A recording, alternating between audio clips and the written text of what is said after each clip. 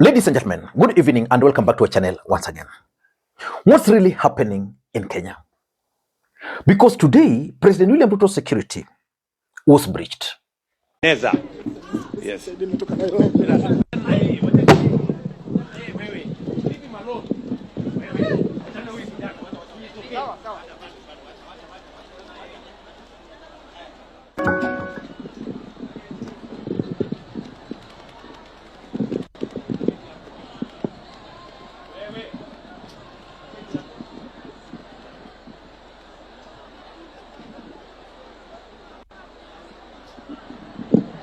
Asante sana. Huyo kijana hana shida. Nafikiri amejifunza kutoka Fikirini Jacobs kwamba nafasi ikipatikana asiipoteze.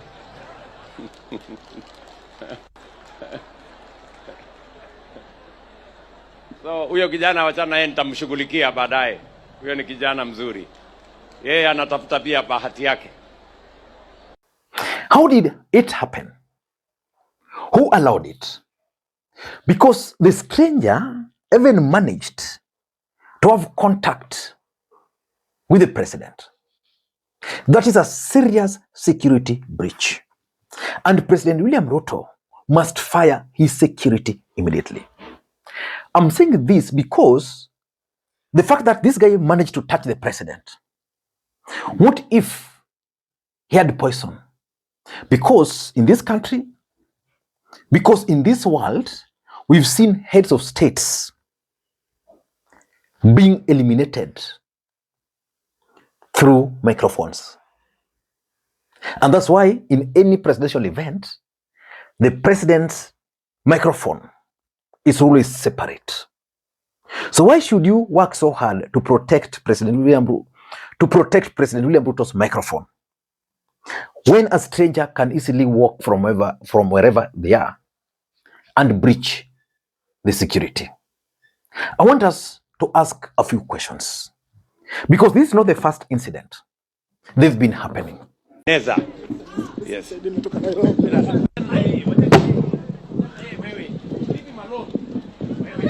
And I remember just recently, one of the bishops from the Rift Valley, who is a nominated MP, you see, Koskei warned the Kalenjin about what is happening. Because the security of the president is not a joke. He warned them.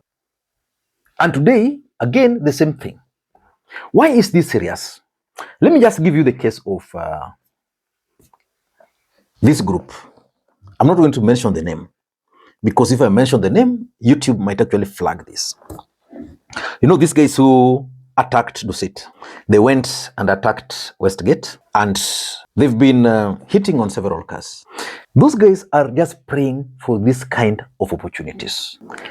These guys are not sleeping. If these things continue, one day, not today, not tomorrow, not in the next 5 years, but if the presidential security team in Kenya are not serious, one day they will attempt to attack the president.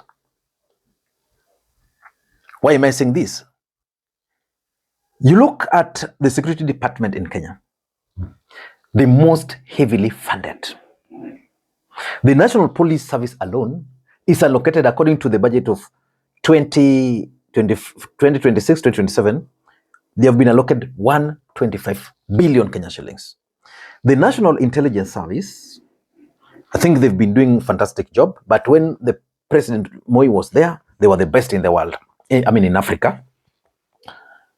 They are allocated 61 billion. Then we still have internal security, allocated around 45 billion. If you add those totals, there's a lot of money.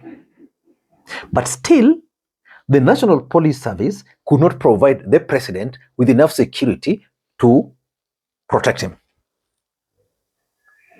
Despite that, the NIS could not even figure out what happened.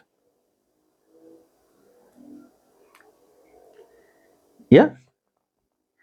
In this world, we've seen presidents dying from inhaling poison from the microphone.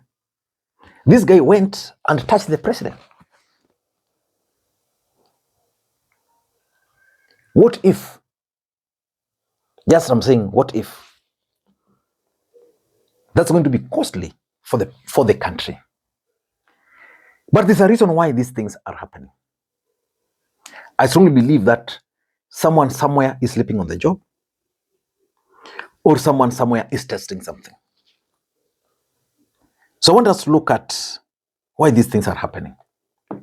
Before we do that, in case you're watching this channel for the first time, please take a second or two, click the subscribe button so that next time we produce a video like this, YouTube will automatically notify you. Ladies and gentlemen, my first question is, how can a stranger walk all the way to where the president is and touch him? If I've never been to close contact during presidential events, but I can use the case of Raila. You see, Raila attending a political rally, he would always be protected. But remember, he's not a president. So in most cases, he was just protected by ordinary people. And of course, Raila also experienced these kind of isolated cases when he went to, was it in the same Kilifi, or which county was that? When some Mzee canned him. Because he felt that place was safe. Of course, his security was not there, most of them. But imagining just a stranger walking like that, it's not easy. For the president, even some MPs cannot just walk from wherever they are seated to go and greet the president. It's not just possible, especially when he's seated or when he's talking. Yeah, they have a way of doing things. So how can that happen? Number two, how many security layers does the president have? Because I remember in Raila, when those initial years when you were the advanced team, Raila had several security layers. People call them men in black. So you see Ogeta, and then there were those guys who were in the Cheska. Those were police officers. Then of course, Raila also had his team, the likes of Job. These guys, they operate daily, so they know each other. Also expect the presidential team to know each other. So these are the guys who would always form that layer, the layers. Then now, if for example, Raila is coming to Kisumu, then the Kisumu team will also provide security.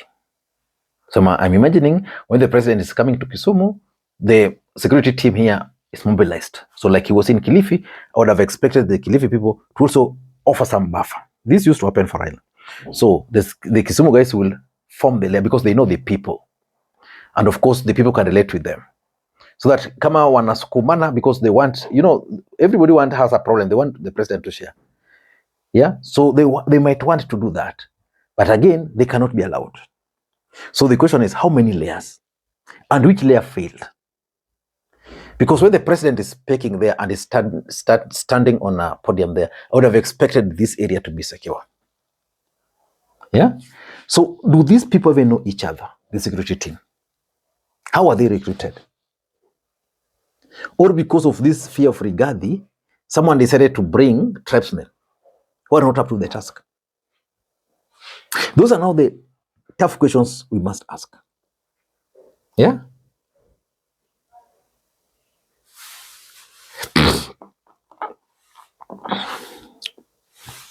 Yeah. And the important question is, what has now changed? Because if these things never used to happen during Kibaki, during Uhuru, during Moi, what has changed? Do we blame the president? Because President Ruto is also obsessed, in my view, with PR. Yeah. That's why you would see a president buying banana in the middle of a market. You can imagine the president speaking, everybody has come there. Then from nowhere, someone comes with a banana or mahindi choma. Those are scripted, but they're what is now encouraging people that, for president, you can just walk in and deliver. Yeah? whatever you want to deliver to him. I don't know what to think, but for me, I'm actually surprised and shocked that someone could do this, because if some people wanted to do something to the president, today would have been the day. Those are the facts. I don't know what to think. That's my take. Until next time, this is Makwiny. Bye-bye.